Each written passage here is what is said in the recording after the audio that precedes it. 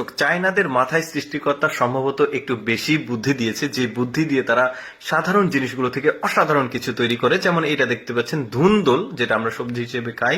এই ধুন্দলগুলোকে সংগ্রহ করে সুন্দরভাবে এটাকে ধুয়ে ভেতর থেকে বিচিটা ফেলে দিয়ে রোদে শুকাচ্ছে। কি করবে জানেন? আমি বলে দিচ্ছি, এটা বানাবে জুতা। আমরা যে পায়ে জুতা পরি সেটা কিভাবে বানাচ্ছে পুরো প্রক্রিয়াটা চলুন আমরা দেখি। এই যে এটাকে রোদে সুন্দরভাবে শুকিয়ে একটা নির্দিষ্ট পরিমাণে মাপ করে কেটে নিয়েছে। তারপরে যখন রোদে শুকিয়ে গেছে এটাকে নিয়ে এসে বাড়ি দিয়ে দিয়ে শক্ত করছে। তারপরে একটা ফ্রেম করে এটাকে মানে কেটে নিচ্ছে, দেখতে পাচ্ছেন। আচ্ছা, ওইটা হয়ে গেছে। এরপরে আলাদা একটা কাপড় নিয়েছে, সাদা কাপড়। এই কাপড়কে নির্দিষ্ট একটা পরিমাপে কাটা হচ্ছে, যেটা জুতোর উপরের যে কাপড় সেটা বানাবে। পুরোপুরি ভিডিওটা দেখলে আপনারা প্রসেসিংটা বুঝতে পারবেন। এই যে দেখতে পাচ্ছেন, এখন কাপড়টা কিন্তু আবার হয়ে গেল। এখন এসেছে আঠা তৈরি করতে, যেটা মানে জুতার সঙ্গে লাগাবে। তো এই যে কাপড়টা লম্বা লম্বা করে কেটেছিল ওইটার সঙ্গে সুন্দরভাবে আঠাগুলো লাগিয়ে দিল। এতে ওই কাপড়টা শক্ত হয়ে গেছে। এখন ওই যে ধুন্দলের যে মানে জিনিসটা দিয়ে তৈরি করেছে, চটির মতো জিনিসটা, ওইটার উপরে আঠা দিয়ে কয়েকটা স্তর করে দিচ্ছে যাতে জিনিসটা মোটা হয়। জুতার তলাটা তৈরি করছে, দেখেন। চায়নাদের মাথায় দারুণ বেরেন, ভাবতে অবাক লাগে। লাইক কমেন্ট শেয়ার করে দেখেন কি চমৎকার ভাবে। এগুলো কিন্তু বাংলাদেশে আমরা মানে বাংলাদেশ, ইন্ডিয়া বিভিন্ন জায়গাতে ইম্পোর্ট হয়, মানে নিয়ে আসে, আসলে আমদানি করা হয় এই জুতাগুলো। যেমন আমরা কিন্তু অনেকেই এই চায়না জুতাগুলো পরি, কিন্তু জানি না কিভাবে তৈরি করে।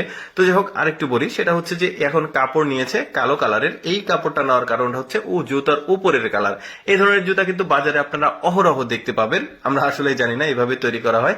আচ্ছা, ধুন্দল দিয়ে তৈরি করা দেখলাম। এবার আমরা বাঁশ দিয়ে কিভাবে জুতা তৈরি করে একই জুতা তৈরি করবে, কিন্তু এটা ব্যবহার করেছে বাঁশ আর ওইটা ছিল ধুন্দল। তো বাঁশটাকে সুন্দরভাবে একটা নির্দিষ্ট মাপ করে কেটে উপর থেকে ছাল তুলে নেওয়া হচ্ছে। এই ছালগুলো তোলার পর এটাকে গরম পানিতে দিয়ে সেদ্ধ করে শুকাতে দেওয়া হয়েছিল রোদে।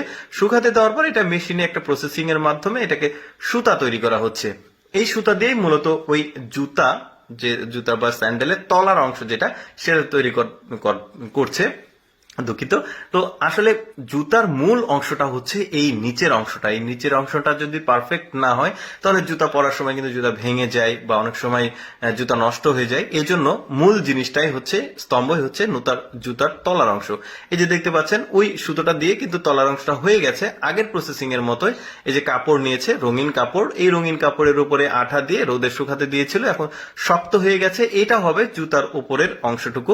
এরপরে সুন্দরভাবে বিট করে ওইটাকে কেটেছে একটা নির্দিষ্ট মাপে। তারপরে সাদা যে অংশটা আঠা দিয়ে সুন্দরভাবে লাগিয়ে দিচ্ছে, দেখতে পাচ্ছেন। অনেকটাই কিন্তু কমপ্লিট হয়ে গেছে। চিন্তা করে দেখুন ওদের মাথায় কি বুদ্ধি।